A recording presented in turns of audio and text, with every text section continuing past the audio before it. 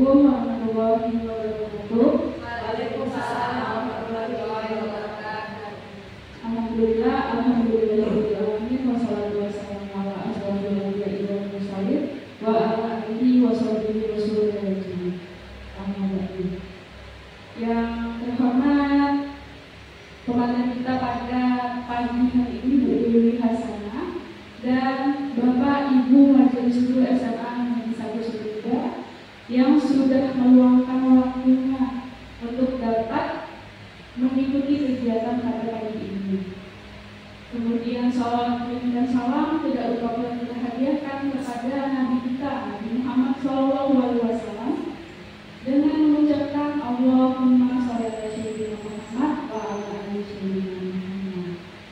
Baiklah Bapak dan Ibu sekalian, pada hari yang berbahagia ini kita akan mendapatkan ilmu tentunya yang sangat berguna bagi kehidupan kita, bagi pekerjaan kita. Pada pagi hari ini Bu Dewi Hasanah akan menjelaskan mengenai penyebaran pemahaman dan penerapan pengalaman budaya positif. Baiklah, untuk yang pertama kita berdoa terlebih dulu supaya kegiatan kita dapat berjalan dengan baik.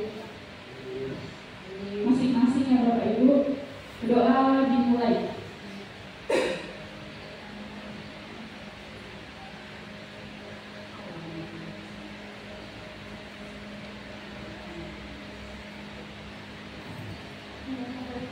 Amin, amin ya rabbal alamin. Semoga kegiatan kita pada pagi ini berjalan dengan baik dan semestinya. Baiklah, selanjutnya yaitu menyanyikan lagu Indonesia Raya. Kepada Bapak dan Ibu dimohon untuk dinyanyikan oleh Ibu. Kepada Ibu Bunda, kami persilakan untuk menyanyikan.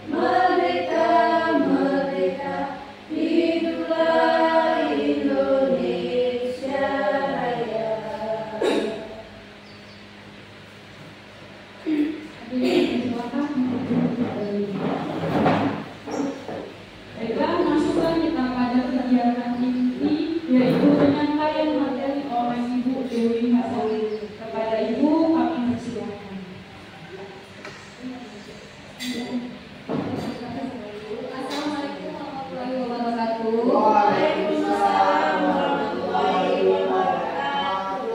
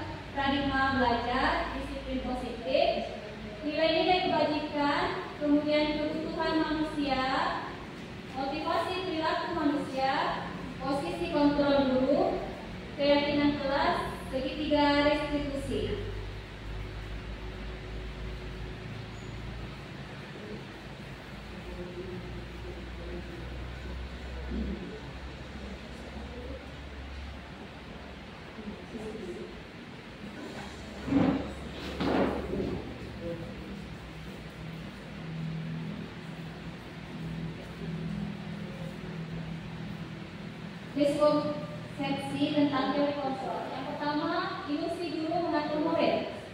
Kemudian kedua, ilusi bahwa semua penguatan positif, efektif, dan bermanfaat. Yang ketiga, ilusi bahwa kritik dan membuat rasa bersalah mampu menguatkan karakter. Yang keempat, ilusi bahwa orang dewasa berhak memaksa.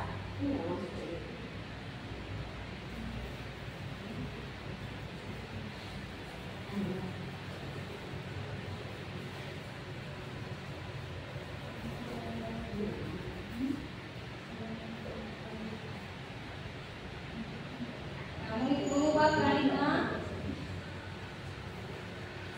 stimulasi respon ke pendekatan teori kontrol. Stimulasi respon yang pertama, apa stimulasi responnya?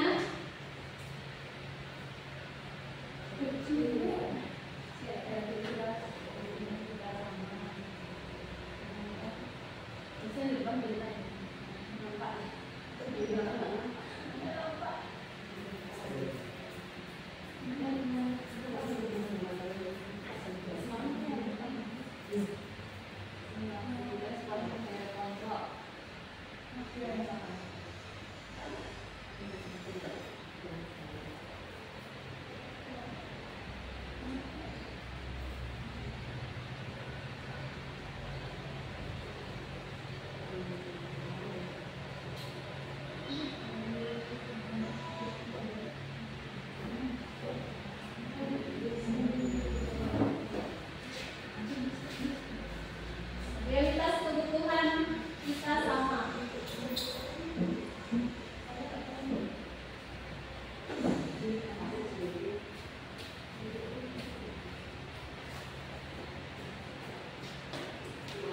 Nah, stimulasi respon yaitu realitas kebutuhan kita sama. Kemudian teori kontrolnya, Kebutuhan kita kebutuhan kita berbeda. Kemudian stimulasi respon, semua orang melihat hal yang sama.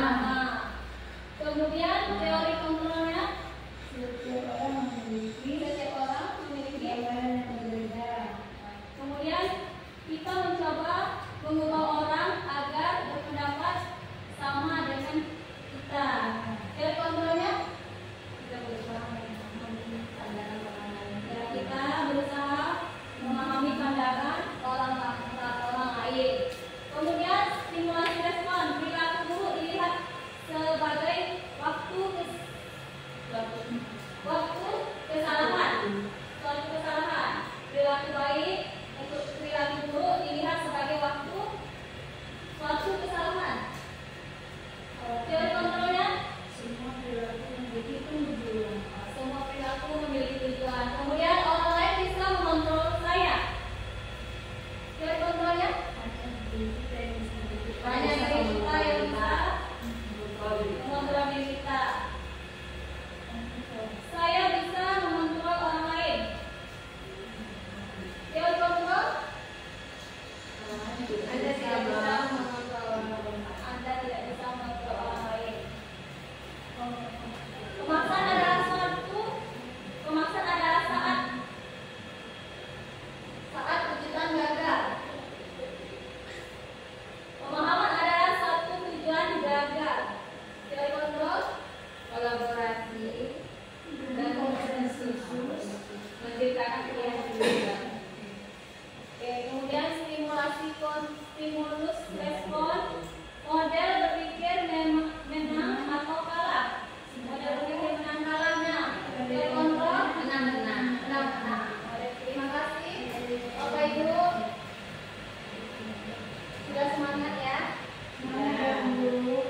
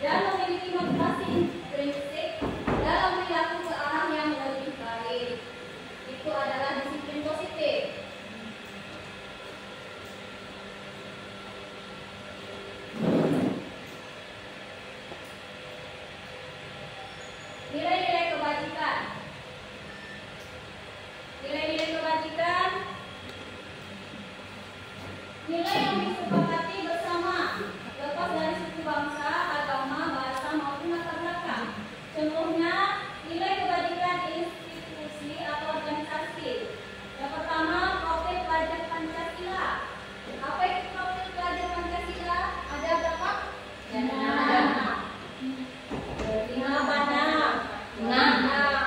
Apa saja? Gotong royong. Gotong royong. Beriman dan bertakwa kepada Tuhan Yang Maha Esa, beragama mulia, Beriman dan bertakwa kepada Tuhan Yang Maha Esa dan beragama mulia. Yang kedua, kebinekaan global. Kebinekaan global. Yang ketiga, mandiri. Keempat, kreatif. Kelima, bernalar kritis. Keenam, bergotong royong. Berarti itu adalah Profil Pelajar Pancasila. Beriman dan bertakwa kepada Tuhan Yang Maha Esa dan berakhlak mulia, kebinekaan global, gotong royong, mandiri, kreatif dan bernalar kritis. Yang kedua, IDEO ini program PYP, toleransi, rasa hormat, integritas, mandiri, menghargai, antusias, empati, keinginan ketahuan, kreativitas, kerjasama, percaya diri, dan komitmen. Yang ketiga, keterampilan hidup atau life skill. Dapat dipercaya, luas hati, pendengar yang aktif, tidak merendahkan orang lain, dan memberikan yang terbaik dari diri. Itu adalah nilai-nilai kebajikan yang harus dimiliki.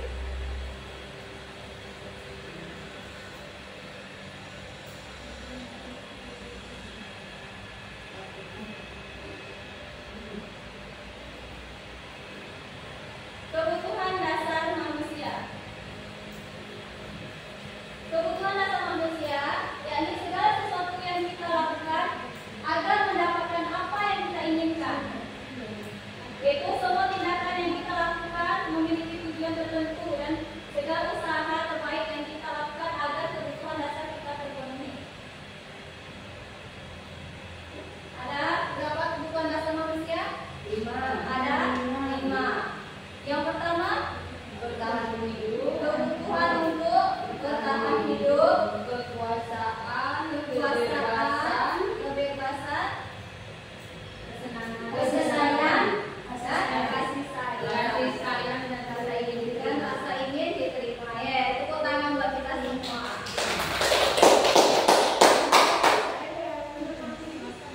Di sini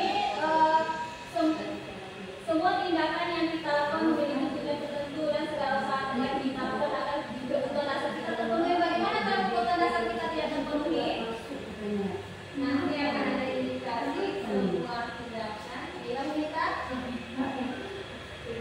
Terima kasih Dewi. dari apa waktu itu? Ibu aku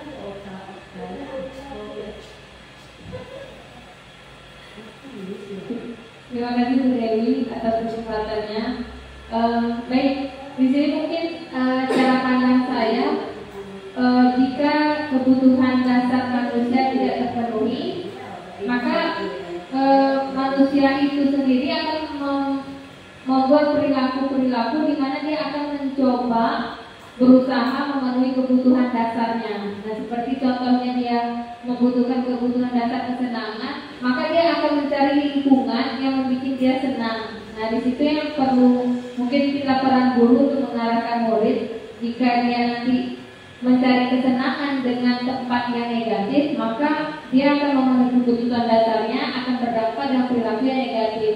Nah, kalau dia memenuhi kebutuhan kesenangannya dengan hal-hal yang positif, insya Allah anak ini akan berperilaku positif demi memenuhi kebutuhan dasarnya itu. Terima kasih Bu. Terima kasih Bu Rita. Terima kasih Bu Rita, luar biasa, mantap ya. Nah, jadi kebutuhan dasar itu kalau tidak terpenuhi ada efek sampingnya ya. Iya. Seperti minum obat ya. Seperti di sekolah kita biasanya itu kebutuhan apa yang sering kita lihat pada murid kita yang ada permasalahannya yang sering terjadi? Anak-anak itu ya Pak Ayu. Kasih sayang Bu. kurang kasih sayang dari orang tuanya, dampaknya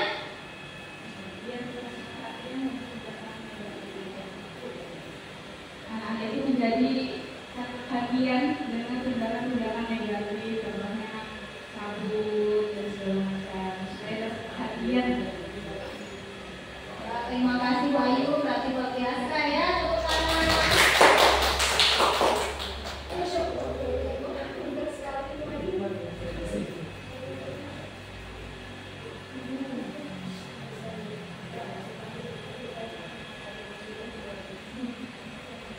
Nah ini tadi 5 kebutuhan dasar manusia yang tadi ya sudah kita bahas bersama. Yang pertama itu bertahan hidup.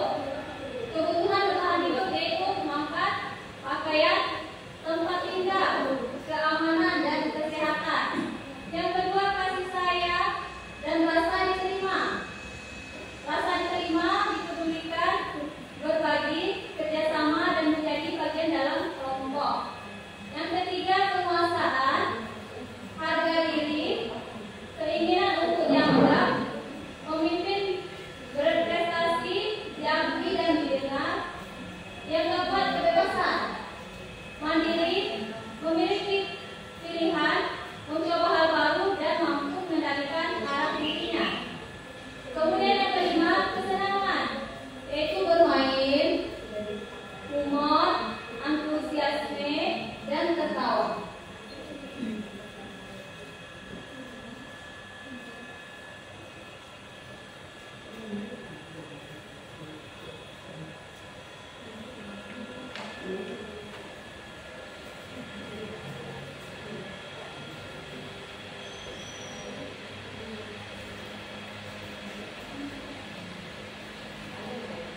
Motivasi intrinsik, itu yang pertama untuk menghindari ketidaknyamanan atau hukuman. Yang kedua mendapatkan imbalan atau penghargaan orang lain. Motivasi intrinsik ini untuk menjadi orang yang lebih mereka inginkan dan menghargai diri sendiri dengan nilai-nilai yang mereka percaya.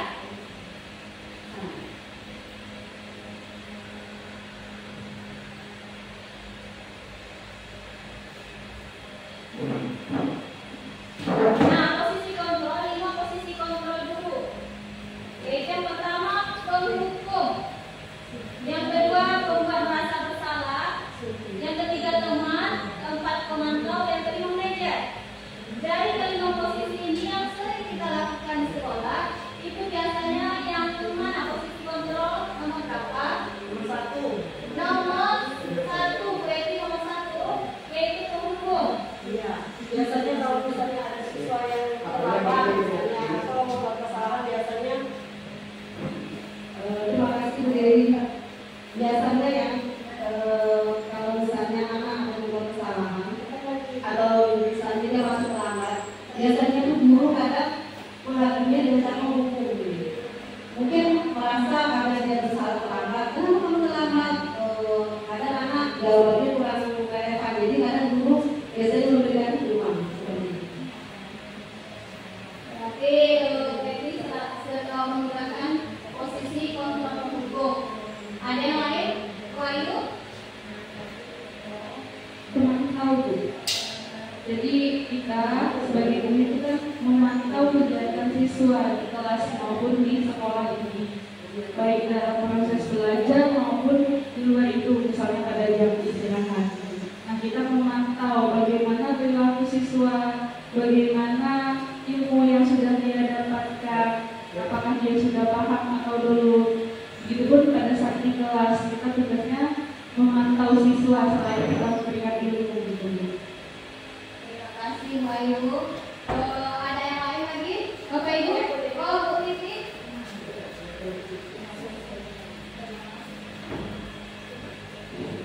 Selama ini yang sering saya lakukan dari 5 posisi kontrol guru, ada 2 yang sering dilakukan. Mungkin ini dua-duanya bersifat negatif. Pertama, saya suka menghukum. Saya sering meletakkan posisi penghukum anak kelas, penghukum sampah.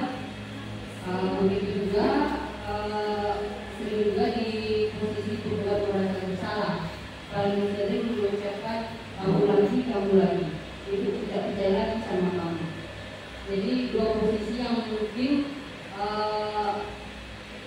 tidak baik, tetapi itu yang selama ini saya lakukan. Terima kasih. Assalamualaikum warahmatullahi wabarakatuh. Waalaikumsalam warahmatullahi wabarakatuh. Terima kasih Bu Titi, luar biasa. Ada lagi Bapak Ibu yang lain?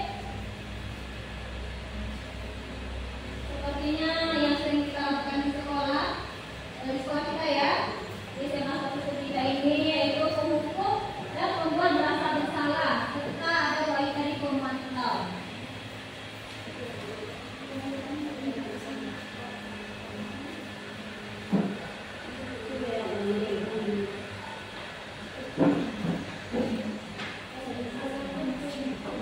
Nah, contoh penerapan posisi kontrol dulu. Belum ada kasus ya, peserta ini terlambat datang ke sekolah menjawab pelajaran positif. Yang satu penghukum. Guru berkata, berdiri di depan kelas. Kemudian yang kedua, membuat merasa bersalah. Apakah kamu tahu tidak? Yang kamu lakukan itu akan membuat ibu sedih. Bahkan orang tua kamu juga akan merasa sedih dan marah. Itu adalah membuat rasa bersalah. Jadi siswa merasa bersalah karena dia merasa gurunya sedih, orang tuanya juga sedih dan marah. Kemudian yang ketiga, sebagai teman. Kalimatnya yaitu, demi ibu kamu berjanji dan tidak mengulanginya lagi. Berarti teman, kita berjanji kepada teman ya. Nah, yang keempat, pemantau.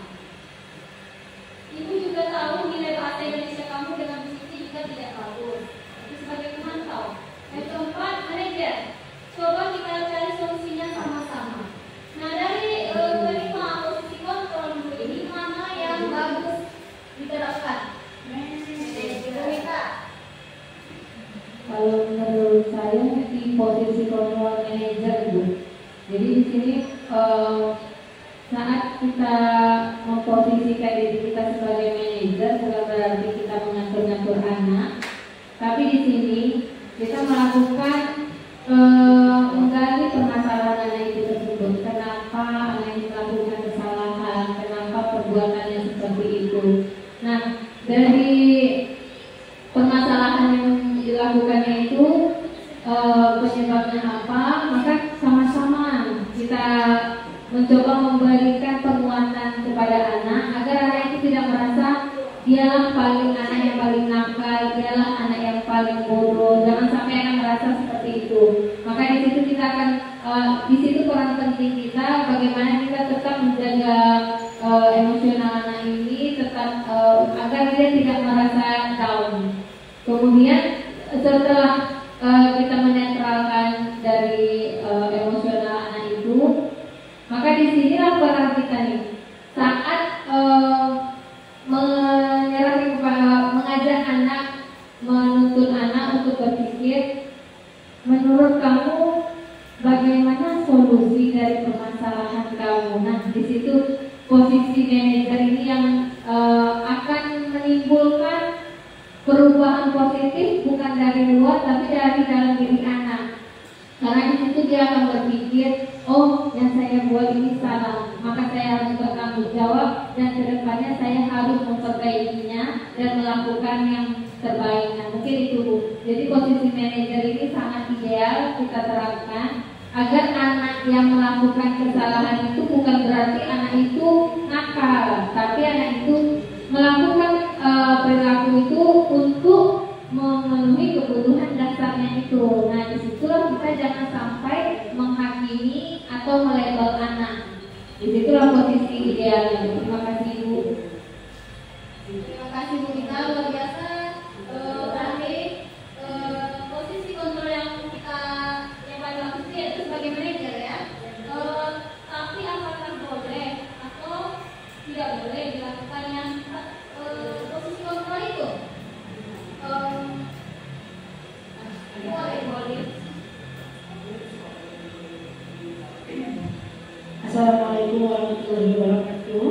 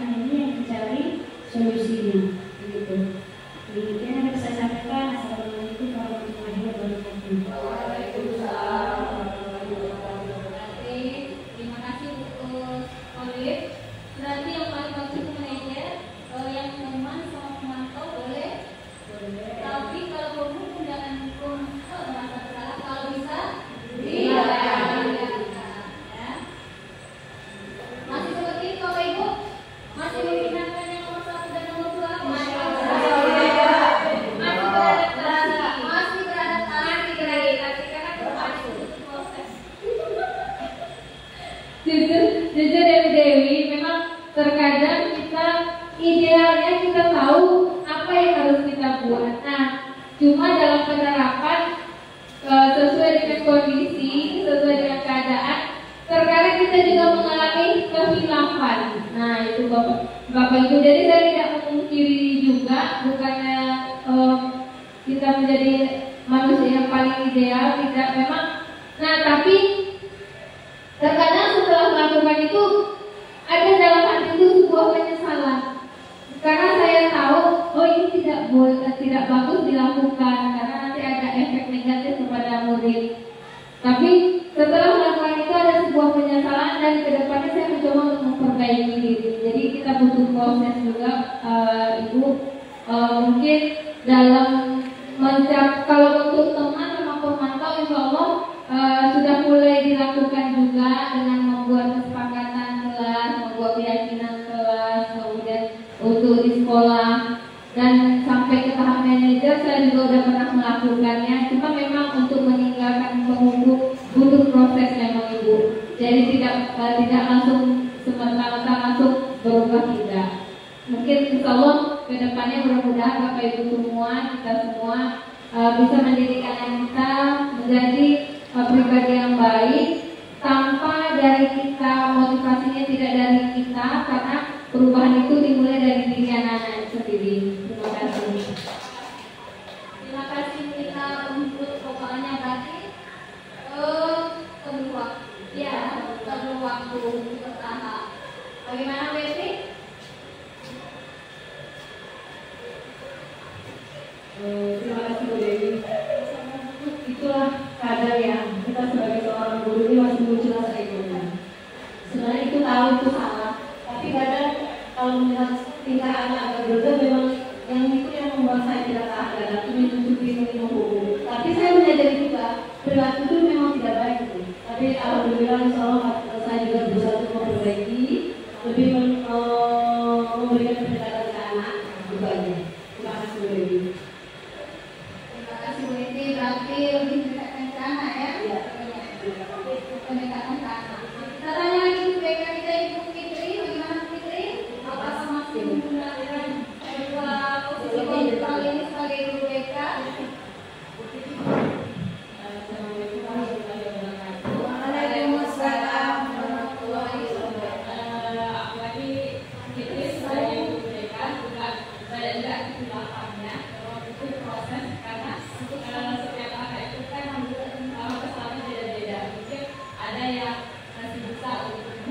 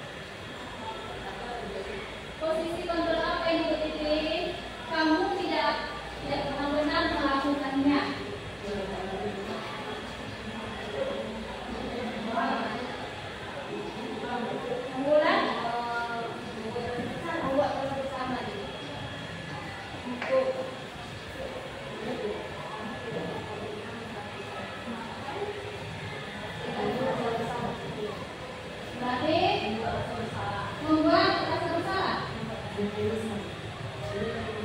minta? Ya.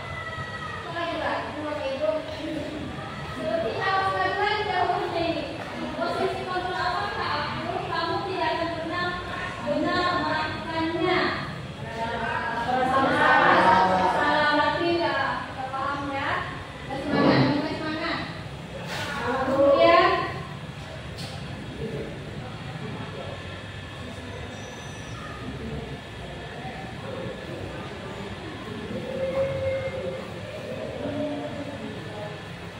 posisi kontrol apakah aku? Apa rencanamu untuk menyelesaikan masalah ini? Manajer. Berarti tidak masak, betul ya. Kemudian posisi kontrol apakah aku? Ayolah, lakukan. Apa? Sebagai teman. Kemudian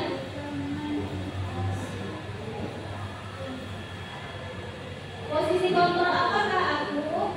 Kamu tidak akan mendapatkan nilai jika tidak mengerjakan tugas.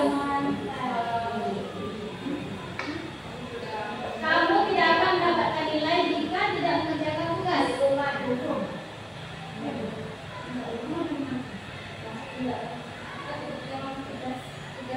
Tugas ini siapa? Rasa bersalah. Kamu mantau. Kamu tidak akan mendapatkan berarti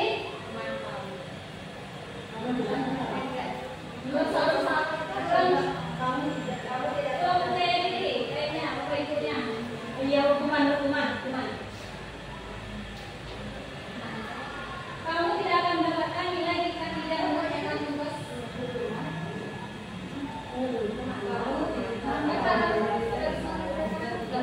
Ya, aku mantau ya, kalian harus mengerjakan tugas.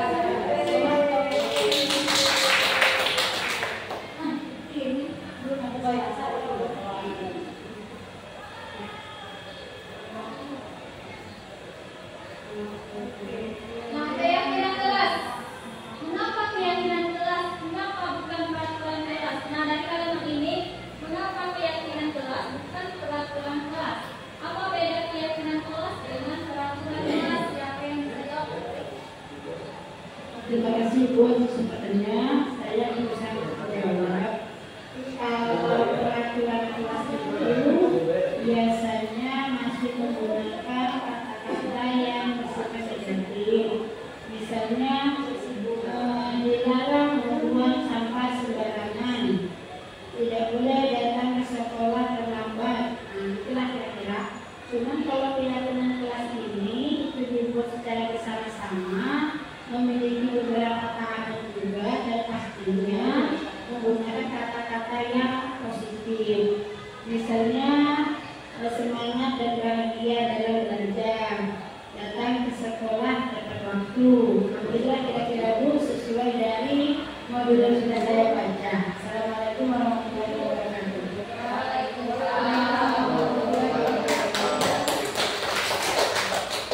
Kalau ini merupakan yang rajin ya, baca modul ya. Berarti masuk boleh. Keyakinan itu adalah yang kalimat positif, yang peraturan kalimat negatif. Ingatnya ya, kalau keyakinan dibuat bersama-sama siswa dan guru. Kalau peraturan dibuat oleh guru ya, sudah ada di sekolah.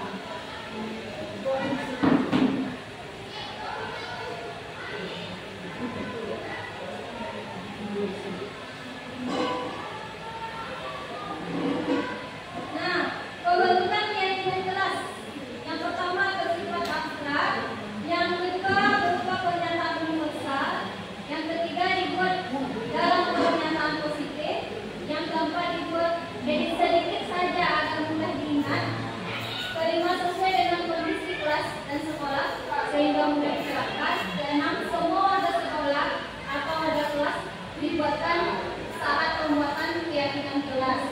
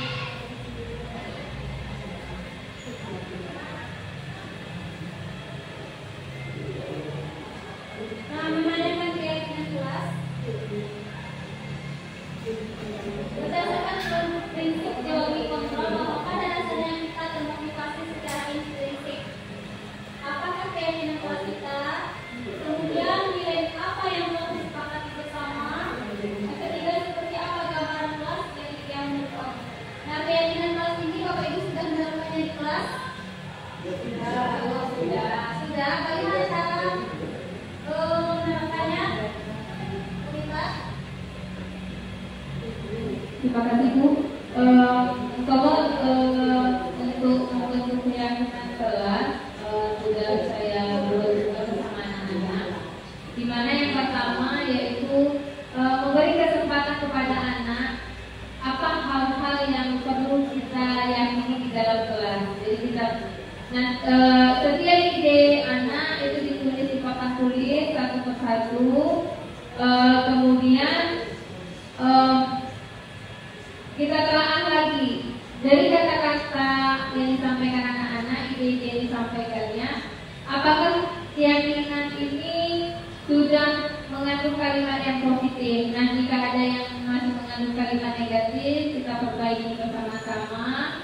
Setelah itu kita telaah lagi dan memberi dan meminta kesepakatan, menanyakan kesepakatan kepada anak-anak apakah keyakinan kelas yang sudah kita rembukan hari ini benar-benar akan kita terapkan.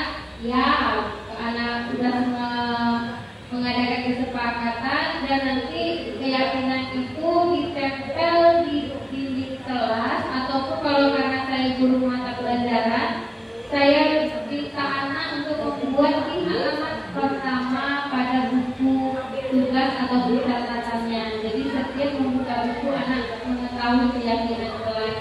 Nah, jadi nilai-nilai yang sudah disepakati bersama sudah disalin juga di dalam tulisan.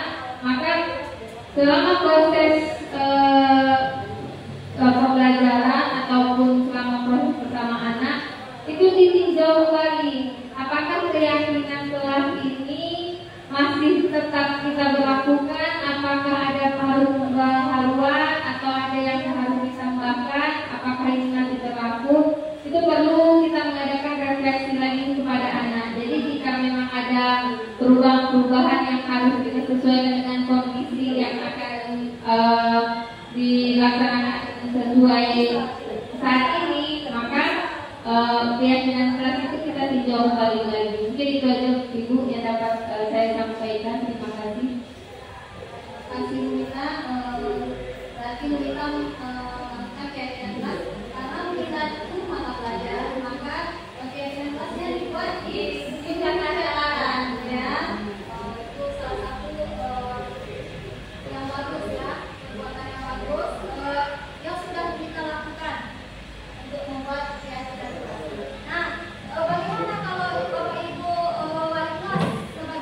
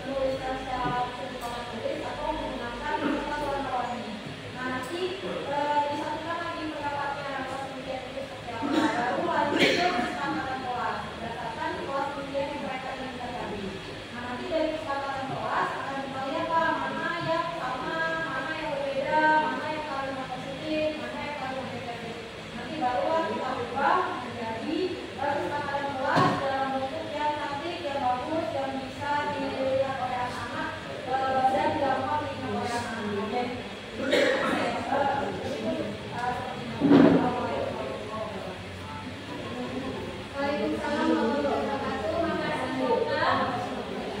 Nah, berarti kalau untuk wali kelas ditempel di kelasnya ya. Apa Bapak Ibu semua sudah melakukan keyakinan kelas? Sudah. Berarti sudah rata-rata di sekolah kita di SMA Negeri 1 Sumedang sudah melakukan keyakinan kelas. Nah, yang tadi segitiga restitusi itu untuk permasalahan tadi. Yang pertama apa yang kita lakukan tadi segitiga restitusi? Validasi tindakan yang salah. Yang kedua,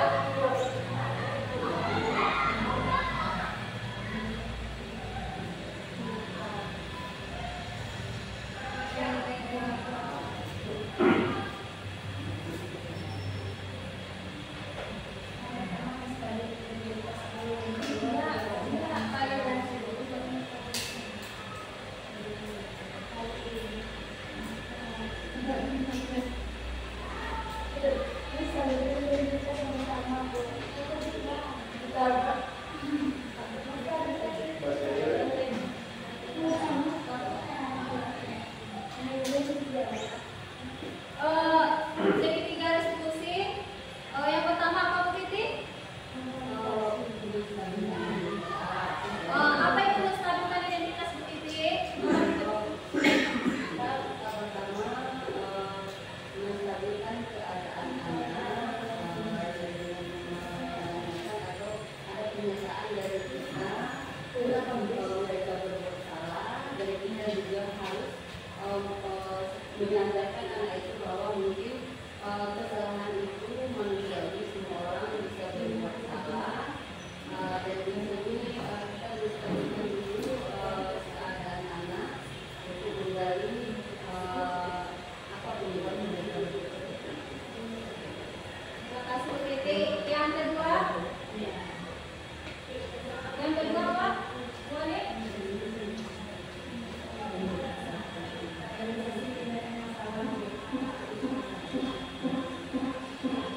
Validasi tindakan yang salah. Bagaimana validasi tindakan yang salah itu tujuannya buat apa? Boleh?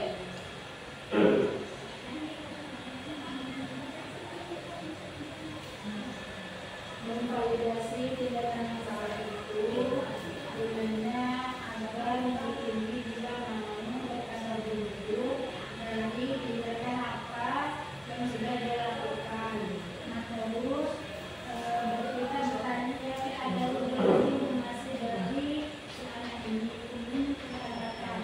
Jadi kira-kira menurut kamu tindakan yang salah ini sudah benar atau betul? Boleh. Yang ketiga, menanyakan keyakinan. Kita terima kasih Ibu. Dalam menanyakan keyakinan ini mungkin guru menuntun anak yang memiliki masalah untuk dapat menyelesaikan masalah secara mandiri dan bertanggung jawab. Jadi solusinya ini anak yang mencetuskan, bukan dari kita guru, tapi anak yang kita arahkan untuk menyelesaikan masalahnya sendiri. Jadi dia bisa berpikir secara mandiri dan juga bertanggung jawab atas kesalahan yang dia buat dan memperbaikinya untuk kedepannya. Terima kasih. Terima kasih Rita, berarti segitiga restitusi sudah paham ya semuanya Bapak Ibu. Jadi kalau ada anak salah, kita lakukan segitiga restitusi.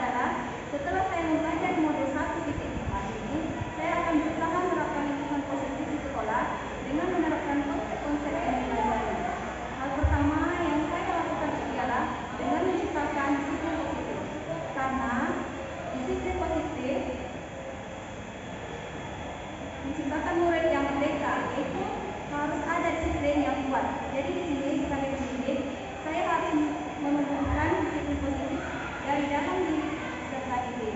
Jadi kita menumbuhkannya dari dalam dirinya. Jadi dia merasa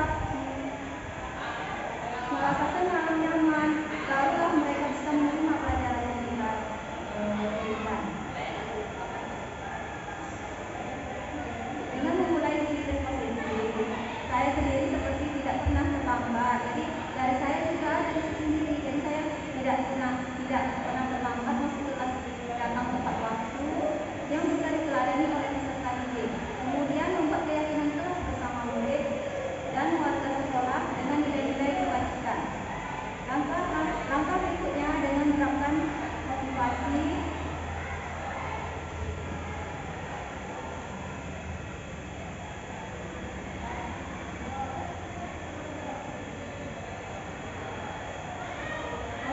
perilaku manusia, hukuman dan penghargaan, di mana kita sebagai pendidik sebaiknya tidak memberi hukuman kepada peserta didik, namun memberikan konsekuensi atas kesepakatan bersama. Jadi kita tidak boleh menghukum lagi ya, Bapak Ibu. Jadi kita memberikan konsekuensi atau kesepakatan bersama. Selanjutnya sebagai calon guru penggerak, saya harus bisa memahami mana yang harus diterapkan dan mana yang harus ditinggalkan. Ada posisi kontrol restitusi yang dilakukan seorang guru, minimal saya sebagai guru harus ada pada posisi pemantau. Di sini kita mengajak murid berpikir tentang peraturan seperti bertanya kepada murid, kalau melakukan itu menurutmu bagaimana peraturannya, seperti apa di sekolah kita ini. Jadi posisi pemantau mempertemukan dengan peraturan dan juga mempertemukan dengan keyakinan dan kesepakatan kelas yang sudah ada. Dan yang lebih ideal sebagai guru kita bisa memposisikan diri kita sebagai manajer, karena pada posisi manajer lebih memerdekakan anak. Guru berbuat sesuatu bersama dengan murid, mempersilahkan murid mempertanggungjawabkan perilakunya dan mendukung murid agar dapat menemukan solusi apa permasalahannya. Nah, langkah terakhir yang dilakukan adalah dengan menerapkan tiga restitusi, di mana mengatasi suatu masalah dengan tidak menghukum dan memberikan konsekuensi, tapi dengan tahap menstabilkan identitas, validasi tindakan yang salah dan menanyakan keyakinan. Dengan tahap segitiga restitusi dapat menumbuhkan kesadaran peserta didik yang berbuat salah. Murid menyadari kesalahannya dan mencari solusi dari masalah yang telah terjadi.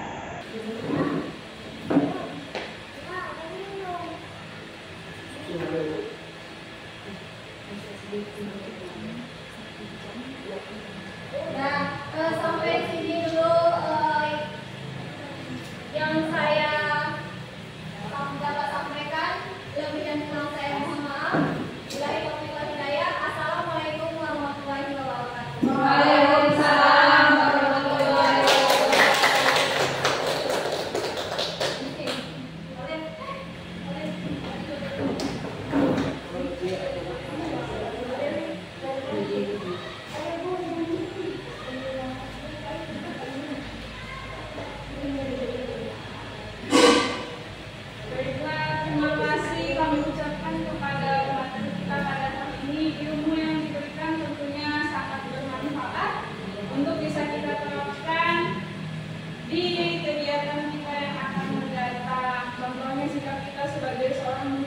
Bagaimana kepada siswa, jadi tidak ada lagi apa tadi menghukum ya, kemudian membuat orang menjadi merasa bersalah. Jadi sikap yang baik itu seharusnya menjadi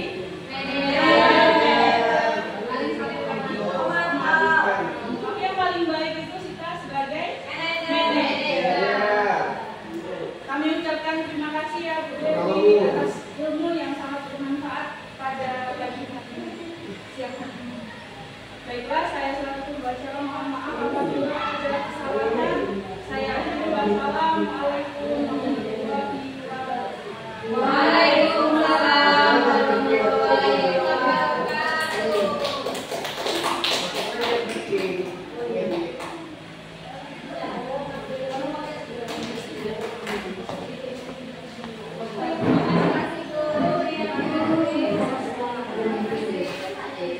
Terima kasih. Selamat